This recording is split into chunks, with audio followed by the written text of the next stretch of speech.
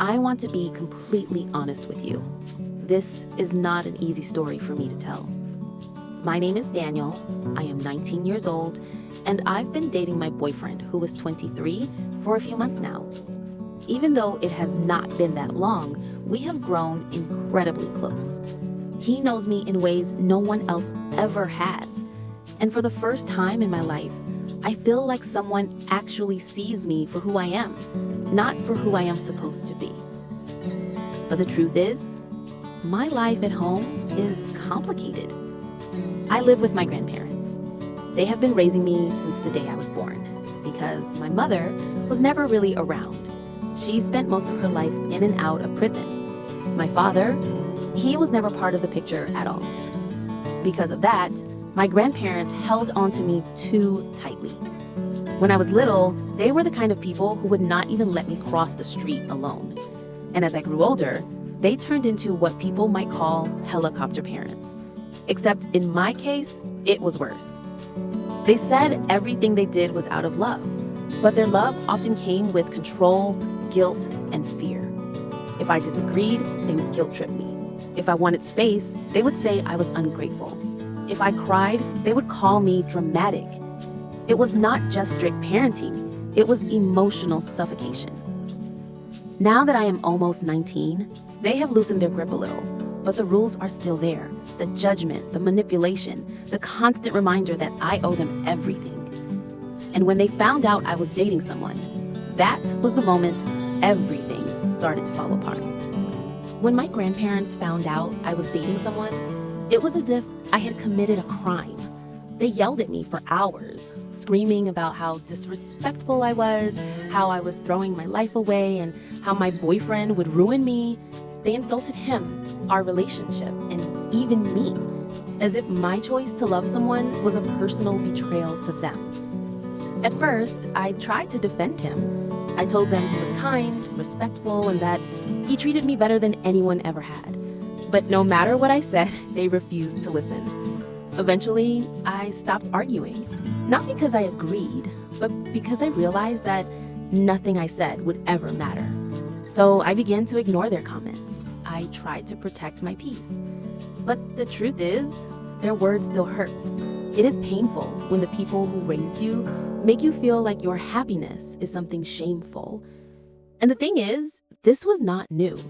A few years ago, they decided to stop celebrating my birthday altogether. No gifts, no party, not even a happy birthday. When I asked why, they said, "You are too old for that nonsense." Before that, whenever they did get me a cake, they would never buy the one I liked. My favorite has always been chocolate fudge. It reminds me of warmth and comfort, but they would always buy vanilla fruitcake instead. And when I asked why, they said, "Because we don't like chocolate cake." It was never about me. It was always about them. And if I ever looked disappointed, they would accuse me of having an attitude.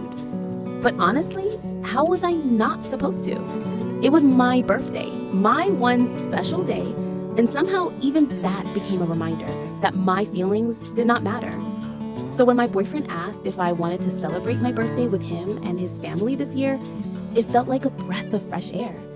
For once, someone actually wanted to make the day about me. Someone wanted to make me feel loved and seen. And without hesitation, I said yes. When I told my grandparents that I wanted to spend my birthday with my boyfriend and his family, it was like lighting a match in a room full of gasoline.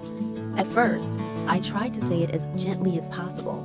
I told them I loved them, that I appreciated everything they had done for me, but I really wanted to celebrate my birthday differently this year.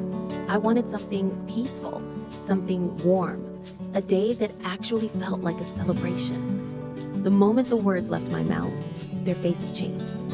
It started with silence, that heavy, dangerous silence you can feel deep in your stomach. Then my grandmother slammed her hand on the table and said, "You're selfish. After everything we've done for you, you're choosing him over your own family?" My grandfather jumped in, his voice shaking with rage. "We raised you, we gave you everything, and now you're going to abandon us for some boy who isn't even family?" Their words hit me like sharp glass. I tried to stay calm. I tried to explain that they had not celebrated my birthday in years, that I just wanted to do something that made me happy for once. But that only made things worse. They started shouting louder, cutting me off mid-sentence, throwing words at me like stones, ungrateful, disrespectful, brainwashed, just like your mother. That last one broke me. Something inside me snapped, and for the first time, I did not stay quiet. I looked them straight in the eyes and said, "You stopped caring about my birthday years ago. You never bought me what I liked. You never asked me what I wanted. And now that someone actually does, suddenly it's a problem? Why? Because it's not about you this time?" The room went silent again, but it was not peaceful. It was the kind of silence that hums with fury. My grandmother's hands were trembling. My grandfather's face turned red. They began yelling again, louder than before, their voices overlapping, cursing, and calling my boyfriend names he did not deserve. And at that moment, I realized something. There was no winning this fight. No matter what I said, no matter how kind or respectful I tried to be, they would always twist it against me. So I did the only thing I could. I walked to my room, closed the door, and for the first time in my life, I didn't cry out of guilt. I cried out of relief.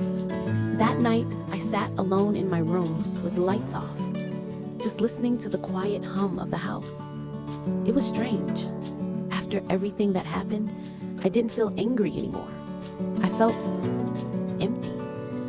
A part of me kept replaying the argument in my head, wondering if maybe I was selfish, just like they said. They had raised me after all. They had fed me, clothed me, and given me a home when no one else did. But then another part of me whispered, at what cost? Because what is love if it comes with conditions?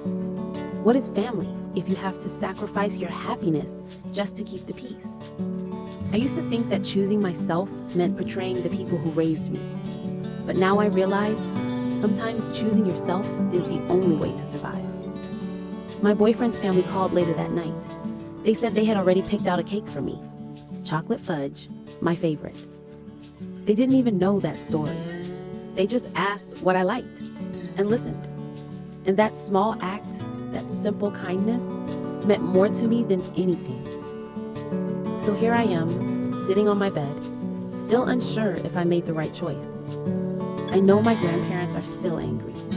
I know they'll say I'm ungrateful or rebellious or heartless.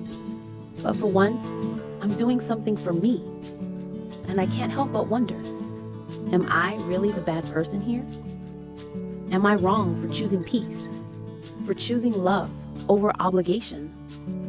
Because if I am, then maybe being wrong is the only way I'll ever be free.